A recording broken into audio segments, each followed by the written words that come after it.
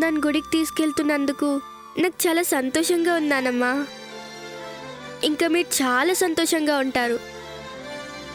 గుడిలో ఆకుపూజ చేయించి నేను హనుమంతుడిని కోరుకోగానే తొందరలోనే బాబాయ్ ఇంటికి వచ్చేస్తారు. మీరేం కంగారు పడకండి నాన్నమ్మా. నా కొడుకు నిన్ను మీ నాన్నకి దూరం చేశాడు. ఆ విషయం తెలియక నువ్వేమో నా కొడుకు దగ్గరవ్వడానికి గుడిలో ఆకుపూజ చేయిస్తున్నావు. నీ మనసు ఎంత మంచిదమ్మా.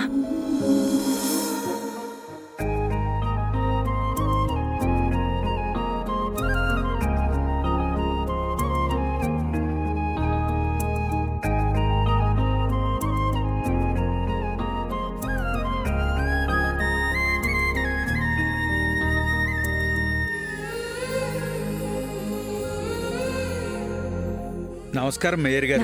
నమస్కారం అమ్మా. ఏదైనా అర్చన చేయాలా అమ్మా? అర్చన కాదు పూజారి గారు, స్వామివారికి ఆకుపూజ చేయించాలి. ఎవరి పేరు మీద చేయించమంటావమ్మా? మా బాబాయ్ శక్తి పేరు మీద. మా శక్తి బాబాయ్ ఏ తప్పు చేయకుండా జైలుకెళ్లారు. ఆ విషయంలో మా నాన్నమ్మ చాలా బాధపడుతున్నారు. మా బాబాయ్ జైలు నుంచి తిరిగొచ్చి మా నాన్నమ్మ సంతోషంగా ఉండాలి. స్వామివారికి ఆకుపూజ చేయించండి పూజారి గారు. అవును పూజారి గారు, నాకు యాక్సిడెంట్ అయింది. ఈ సంబంధం లేకపోయినా మా నాన్నమ్మ నన్ను ఇంటికి తీసుకువెళ్ళి సొంత మనవరాలను చూసుకుంటున్నట్టు చూసుకుంటుంది.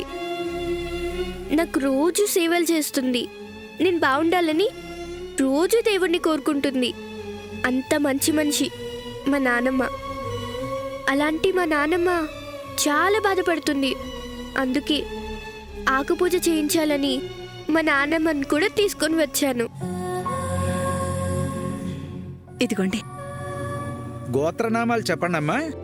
శివగోత్రం శక్తి. శక్తి. ఓం ఆపదామపహతో నమామ్యహం శివగోత్రోద్భవస్య. స్వామి, మా శక్తి బాబాయ్ తొందరగా బయటికి రావాలని నేను మనస్ఫూర్తిగా కోరుకుంటున్నాను. రవి, నేను బయటికి వెళ్ళి వస్తాను. ఎక్కడికి సార్ వెళ్ళేది? నాకు అర్జెంట్ పని ఉంది రవి. భలేవాళ్ళు సార్, నేను గుళ్ళో ఆకుపూజ కోసం అన్ని ఏర్పాట్లు చేశాను కదా. ఇప్పుడు ఆకుపూజ ఏంటి రవి? అదేంటి సార్, అను కనిపించడం కోసం ఆంజనేయ స్వామికి ఆకుపూజ చేయించమని జై చెప్పాడు కదా. ఏంటి రవి, నువ్వు కూడా పూజ చేస్తున్నా నేను చెప్పానా? అలా మాట్లాడుతున్నారేంటి సార్? అను కోసం మీరెన్ని ప్రయత్నాలు చేస్తున్నారు. పగలు రాత్రి తేడా లేకుండా వెతుకుతున్నారు. అవమానాలు భరిస్తున్నారు, మాటలు పడుతున్నారు. ఇన్ని చేస్తున్నా మీరు దేవుడికి పూజ చేయలేరా సార్? జై చెప్పినట్టు అను బతికే ఉంది అని వాడు నమ్మిన తర్వాతే మీరు నమ్మారు సార్. అది మర్చిపోకండి సార్. పసి హృదయం పవిత్రంగా ఉంటుంది. తన నోటితో చెప్పాడు అంటే అది జరిగి తీరుతుంది సార్. అమ్మా, అలాంటి వాళ్ళది నిజమైన ప్రేమ కాదు, అది వ్యామోహం.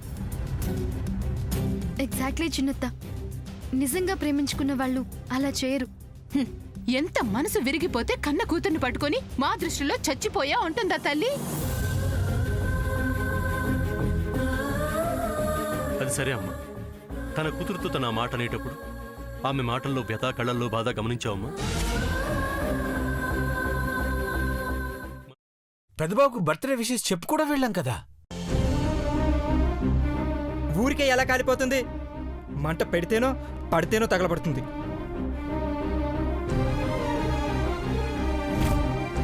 కరెక్ట్ చిన్నబాబు, నీకొచ్చినట్టే నాకు డౌట్ వచ్చింది. పార్వతే షర్టును తగలబెట్టిందనుకుంటా.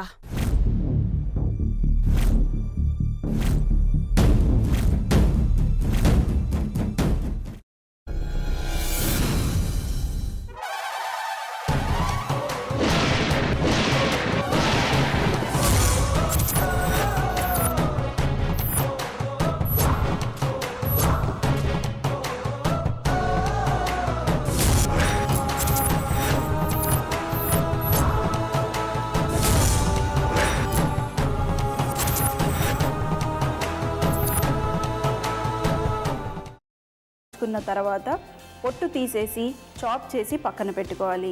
ఒక ప్యాన్లో కొద్దిగా నూనె వేడి చేసి అందులో ఆవాలు, మినప్పప్పు, శనగపప్పు, కరివేపాకు, సన్నగా తరిగి పెట్టుకున్న ఉల్లిపాయలు వేసుకుని 1 నిమిషం పాటు వేయించుకోవాలి. ఆ తర్వాత కాల్చి కట్ చేసి పెట్టుకున్న వంకాయని కూడా అందులో వేసుకుని బాగా మిక్స్ చేసి బౌల్లోకి ట్రాన్స్ఫర్ చేసుకుని అందులో తగినంత చిక్కటి పెరుగు లేదా పల్చటి పెరుగు వేసుకుని మిక్స్ చేసి అన్నంతో కానివ్వండి, చపాతీతో కానివ్వండి సర్వ్ చేసినా చాలా బాగుంటుంది.